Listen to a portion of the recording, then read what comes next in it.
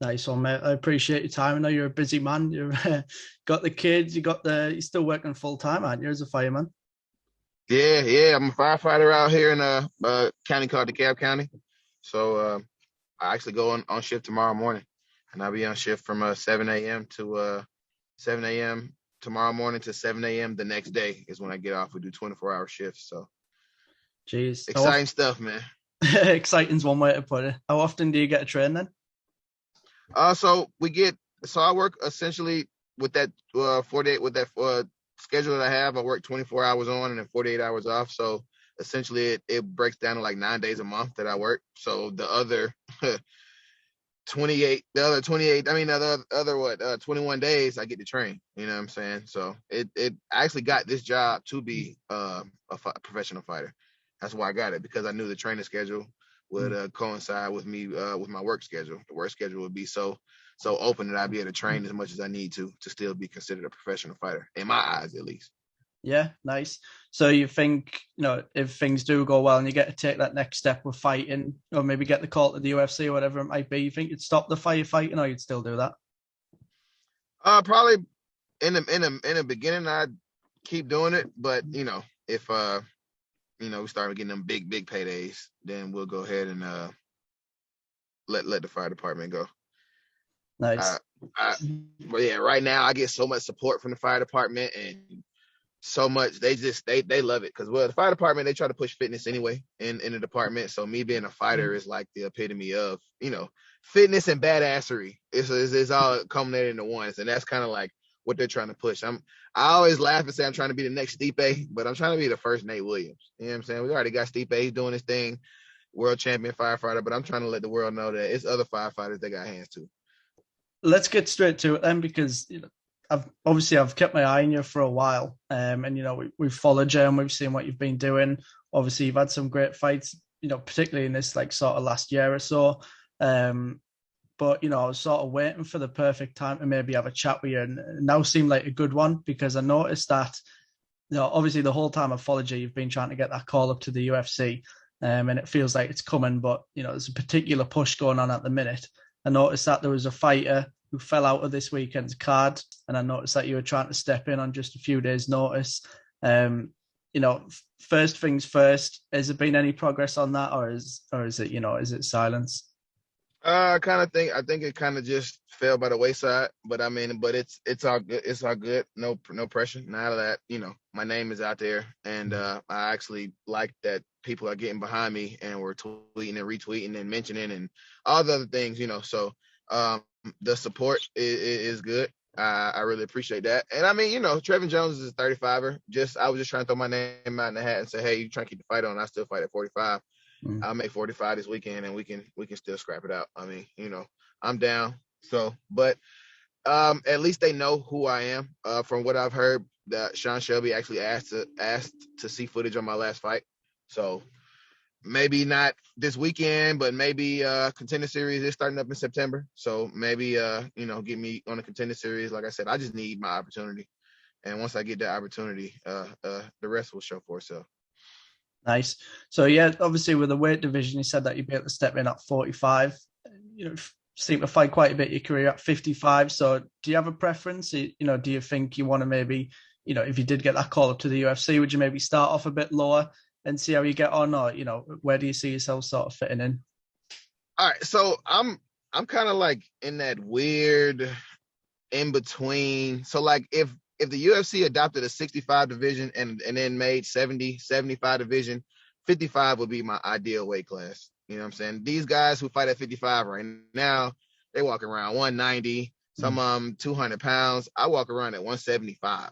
You know what I'm saying? So I can make 55 on 2 weeks notice, and just, I mean, locally, what I'm saying, I don't want to kill my body for a couple $1,000, you know what I'm saying? When most time I find 45ers who feel the same way as I do. They're like, hey, let's eat a little bit. We both fight at 45, so if we fight at 55, it's the same. You know what I'm saying? We both get to eat a little bit, come in a little more healthier, and put on a better show. So I've been lucky enough to find guys who agree with that. You know what I'm saying? They like, yeah, Mm. bro, I feel you. So let's fight it. So that's why most of my fights have been at 55. It's not that I'm fighting a bunch of 55ers per se, but I just find guys who, fight at 45, but feel like, hey, I'm not trying to kill my body for not chump change per se, but a little lesser on the pay scale. But I mean, I train with a couple big time 55ers, big guys who I consider big guys. I cross train with my boy Will Brooks up at American Top Team Lima. So, and we all know, Will Brooks is a legitimate 55er, and David Ramos, we've gotten some good work in with him. He's a legitimate 55er. So I mean, I don't feel small when I go with actual legit 55ers, but compared to when I fight at 45, man, when I fight at 45, I just feel like a giant. I'm 5'10", 5'11" on a good day. I got 74-inch reach, you know what I'm saying? So when I get down to the 45 division, I feel like a giant down there. It takes me just a little bit to get down there. I need a 6 to 8 week camp legitimately to get down to 50 to 45. But in 55, I can make 55 in 2 weeks. You mentioned training with Will Brooks there. Obviously, he's someone who was trying to get a late fight as well against Kevin Lee. So Jared Gooden as well. He was trying to get a late fight as well. So where's that confidence come from? Because especially in your shoes, you work so hard to try and get to the UFC. You've got to make it count. Where does that confidence come from to think, we've worked all this way to get the UFC, but I'd take the fight on a few days' notice, at a low weight class? Is it just, putting the work in day in and day out, or do you see a matchup that you like? How does that work? I mean, when you feel like you're the best in the world, or one of the best in the world, I mean, it's like I said, I'm just waiting on my opportunity. I train with and cross train with so many high level guys, and a lot of them are like, man, well, why aren't you in already? Or your time is coming. Like, I never get bad responses from these guys, you know what I'm saying? Or bad over outlooks from the training sessions that we do have, you know what I'm saying? I'm a black belt in jiu-jitsu, so just putting my time in. Like, I started this game late. I didn't walk into an MMA gym until I was 25. You know what I'm saying? Like, I graduated college, worked as a teacher for a while, and then decided, hey, you know what? I wrestled in high school, wrestled in college for a little while, and I was like, hey man, I still want to compete. So I started at 20. Yeah, I'm 34 now, but I didn't start till I was 25. You know what I'm saying? So I don't have the same miles that guys who started when they were 18, 19, 20. You know what I'm saying? I'm fresh. They say when you're mid 30s or your prime. I feel like I'm just scratching the surface of my prime. I still got a good 4 or 5 years of prime left before I start to get on what they call the decline. So I'm just all of that, and just the preparation that we've put in. You know what I'm saying? The 9 years, I got 7 losses, man, but I'm not a 7-loss fighter. And a lot of those times, I don't know if you've even seen, like, even some of my losses, I really didn't get beat. I kind of beat myself. You know what I'm saying? Like, the mental game is something that I've kind of been working on these past few years. And I've kind of, now I feel like I've solidified my the mental piece of it. So now moving forward, I don't know if you saw my last fight. I took it on week and a half notice, went up there, hometown guy, and went up there and got the unanimous decision. Should have finished him, but got the unanimous decision. So I'm just from the answer to your question, man, just from training hard, we've been training so hard for this, and just, feeling like we're the best in the world. That's why we're ready to take these short notice fights. Yeah.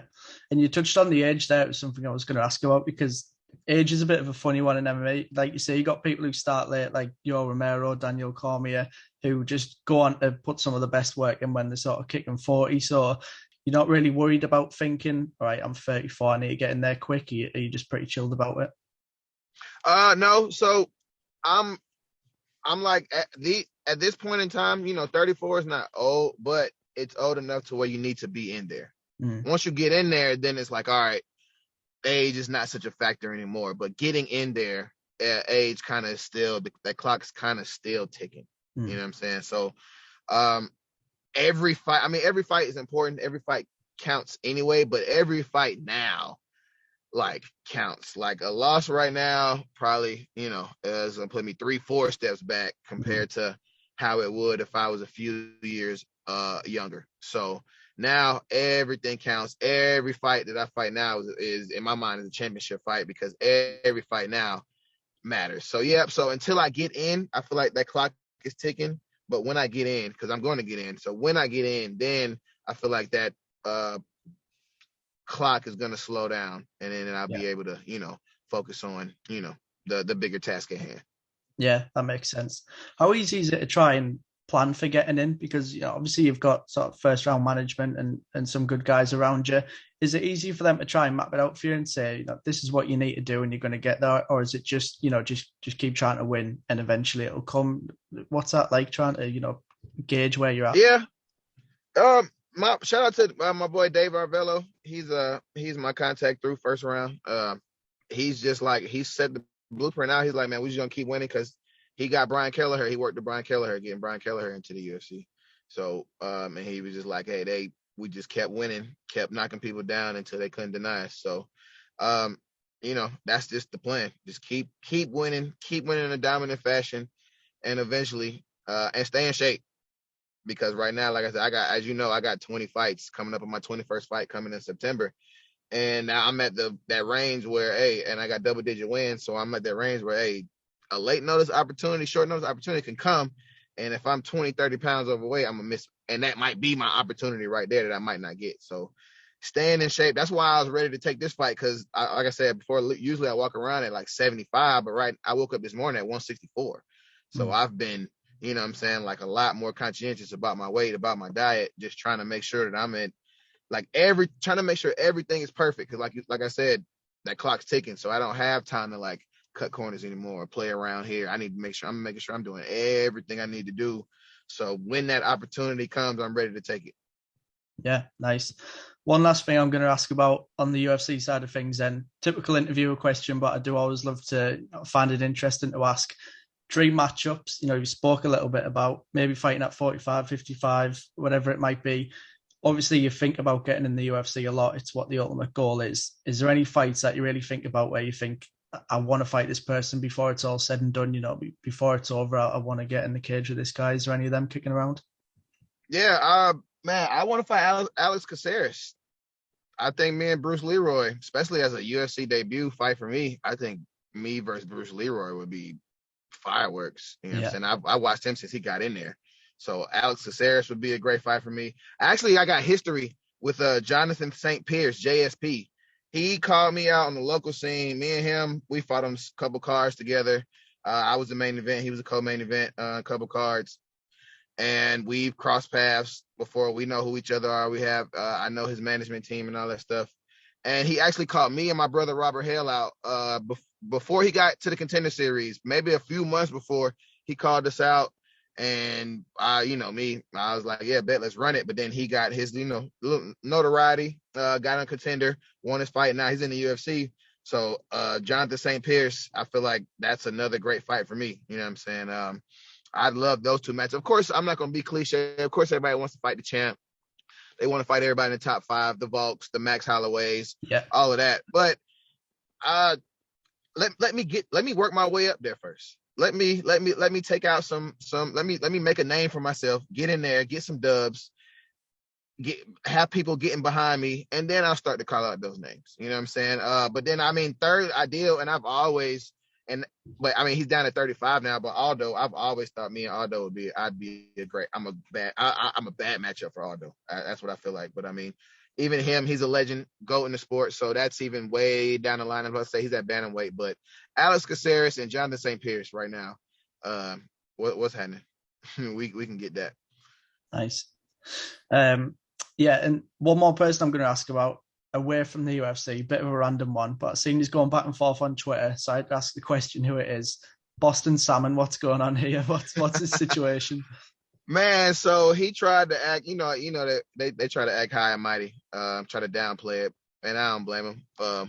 So I was supposed, my manager, first round, offered me a fight versus Boston Salmon for Icon. He was supposed to fight for Icon, I want to say. His opponent pulled out, late notice opportunity. My manager hit me up and was like, hey, Dana White's going to be there. It's going to be in front of for another show of Dana White's looking for a fight. He was like, this is the opportunity that we're looking for. And I was like, bet, let's run it. I'm in. Let's take it. We said yes. Waiting on Boston's camp to respond. It kind of just fell by the wayside. I asked my manager, hey, what was the deal? He said, yeah, they chose they chose somebody else. They basically didn't want, fight you because you're wrestling. He didn't want to fight a wrestler. So I'm like, oh, okay. So then, my boy Daniel Levy, shout out to my boy Daniel Levy, half the battle. He was like, man, call Boston Salmons out. Call him out on Twitter, and let's just still try to get that fight, because Daniel loves that fight for me. I think I'm a great match. Well, not great match. I think I'm a terrible matchup for Boston. So he, we called him out. And then he tries to act like he doesn't know who I am, talking about Google can't find me and all this. Google can't find me. Really? If anything, I'm Google worthy now. Me, the other nasty Nate, Nate Williams, Teddy Bear, Nate Williams, and then my boy Nasty Nate Jennerman up in Rufus Fort. So I mean, if you Google us, one of the three of us gonna pop up. So that's a lie. You know what I'm saying? And he talking about he doesn't know who I was. You denied me. Your camp turned me down. You know who I am.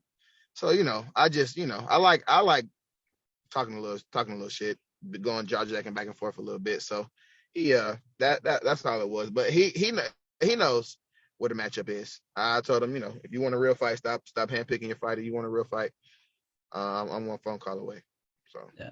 So safe to say that one's not gonna happen then. Nah, he don't want no smoke. And I don't blame him. Fair enough. Right. One more we'll leave you with, and then I'll let you get off because I know you're a busy guy. I want to know who's the best guy or girl that you've trained with at ATT.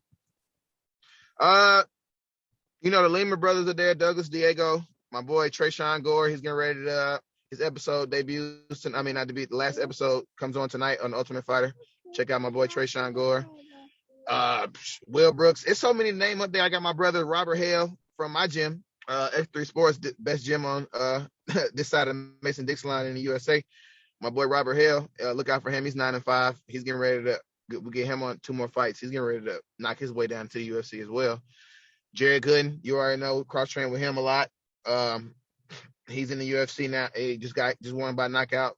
There's so many. I can't pinpoint and say just one guy. I train with so many good guys, man. My boy Douglas Usher, they sleeping on him. Doug's another guy just like me. Doug, I don't know if you know about Doug, heard about Douglas Usher. He's a middleweight, 12-3 right now in Georgia. Number 1 middleweight in Georgia. Number 1 middleweight in the United States. Number 1 middleweight Southeast United States. The only thing, Doug is 37. Doug started fighting. He didn't start fighting until he was 30.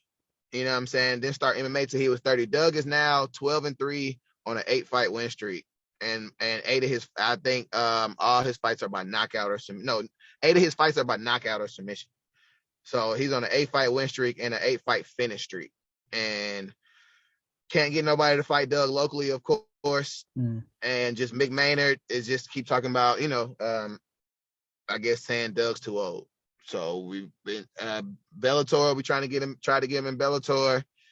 Bellator said they couldn't find nobody, I guess locally in the area to match him up or whatever. I don't know. So he's one of them too, and he's a sleeper. People don't even know about my boy Doug Usher. So many guys to name. I train with so many good guys, man. Yeah, nice. I love the shout outs. We've only been speaking 10 minutes. You've called out about 10 of your mates, 10 fighters. Seem like a loyal person. Yeah, man. I like to spread the love, man. People I didn't get here by myself, and I'd be a fool to even try to act like I did. So my brothers, my people know, man, my brothers, if one thing I'm always do is bring my brothers with me wherever I can. So good stuff, mate. Well, obviously it's a shame that we won't be seeing the UFC this weekend, but pretty sure we'll see you there soon. So I really appreciate your time. Very soon. So I appreciate your time. Can't wait to see you in there. Hopefully it's your next fight, but if not, like you say, very soon after that. So we look forward to it, and I appreciate your time. Appreciate you. Thanks so much. Bye-bye, Wes. See you later, mate. See you in a bit.